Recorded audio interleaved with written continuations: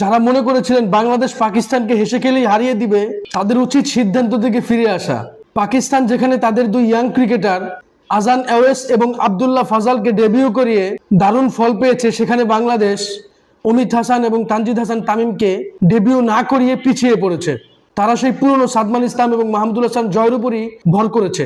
শুধু তাই নয়, বাংলাদেশ যখন দেখেছে প্রথম দিন এই টেস্টের শুরুর দিনটা ব্যাটারদের জন্য অনেক বেশি সহায়ক হয়েছে, পরবর্তী দিন লিটন দাস এবং মেহেদী হাসান মিরাজের বড় স্কোর না করতে পারাটা বাংলাদেশের ভোগান্তির কারণ। কেননা এই দুই ব্যাটার থেকে একজন যদি মুশফিককে সাপোর্ট দিতে পারতো, তাহলে মুশফিকেরও সেঞ্চুরি হতো, বাংলাদেশও হয়তো 500 রান পূর্ণ করতে পারতো।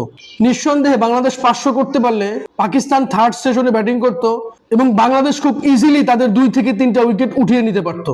তবে এই টেস্ট ম্যাচের একটা সৌন্দর্য হলো, প্রথম দিন বাংলাদেশ ডমিনেট করেছে, দ্বিতীয় দিন পাকিস্তান 3 সেশনে ডমিনেট করেছে।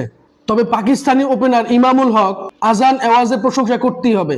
তারা ইনিংসের শুরুতেই 17 রানে পার্টনারশিপ করেছে, আর ডেবিউটান আজান এওয়াজ নিজের অভিষেককে স্মরণীয় করবেন সেটাই বোঝা যাচ্ছে, কেননা ইতিমধ্যেই তিনি শতকের খুব কাছাকাছি রয়েছেন।